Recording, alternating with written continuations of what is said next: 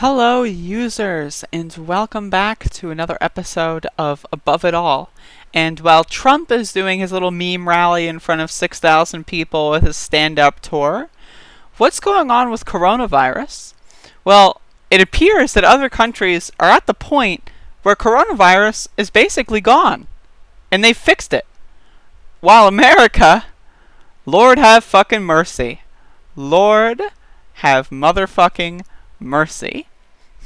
So I've got some highlighted text here, everyone's favorite kind of text. Global public health experts are looking on in alarm and disbelief as the U.S. economy reopens, even as COVID-19 case numbers continue to rise in a number of states, with President Donald Trump signaling he has no intention of calling for more economic shutdowns regardless of the outcome. Newspapers across Europe have recently published articles and editorials expressing shock at the Trump administration's approach to the pandemic. U.S. increasingly accepts rising COVID-19 numbers is a headline.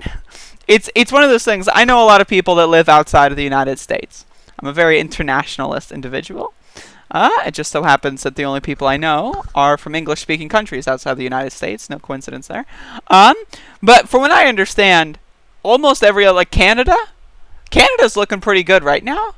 Like the UK, not great. The UK is not great, but compared to last month, it's just one of those things where it's like, this really is a fucking epic disaster. This is the more you think about this, man, holy shit. A survey by the Associated Press last month showed 83% of Americans were convinced or concerned lifting lockdown orders too quickly would lead to more coronavirus infections.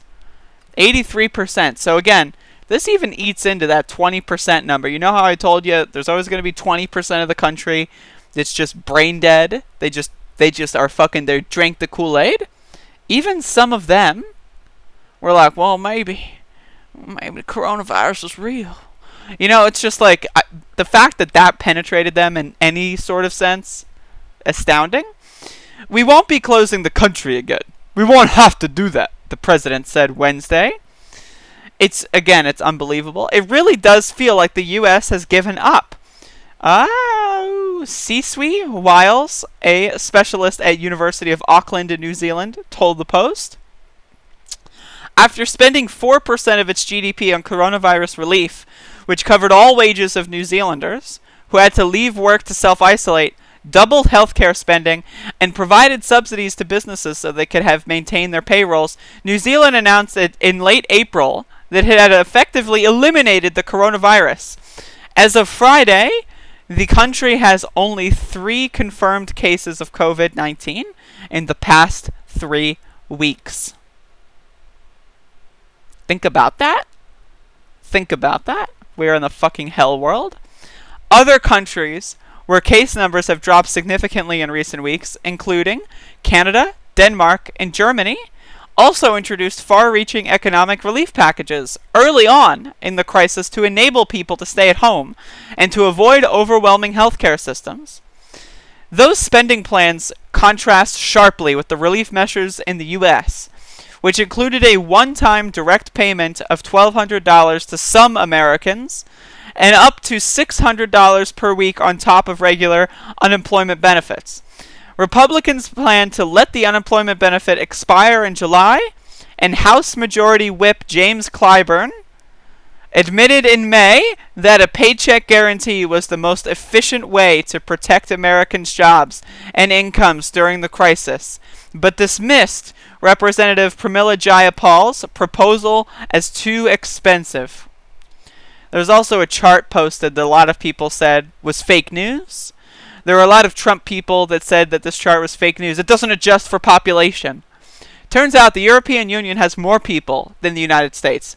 I understand the United States has dumber people than the European Union, but the European Union has more people. And therefore, when you adjust this for population size, it's actually more embarrassing. So if that's what you were thinking of saying in the comment section, sorry, buddy. You're a dumb fuck. But, look at these charts. March 1st to June 17th. Like, again, we live in a hell world. Anybody that advocated for President Trump, like, you know, supporting him in any capacity during this fucking virus, Jimmy Dore, remember when Jimmy Dore was like, oh, I guess the virus is fake, Trump was right. All these people are fucking psychopaths. Anybody that said the virus was anything less than what it actually is a fucking psychopath. There have been 120,000 people dead in this country, and that's only going to rise. That's probably going to increase more and more and more. I wouldn't be surprised if by the end of it all, we have over 1 million deaths to coronavirus. That would not be surprising. If by the end of it all, if it's 2, 3, maybe 5, maybe 10 years, maybe just forever, but whenever like we find something, whenever there's any sort of point where we can say, okay, this looks like the end, I'm guaranteeing you that will probably be around 1 million deaths, and it's all preventable. All of them. Those families, the millions of people affected by having a family member die from coronavirus, all for no fucking reason. Just think about that. For no fucking reason. Like, they're a death cult, the Republican Party, and they're fucking bringing us along with it.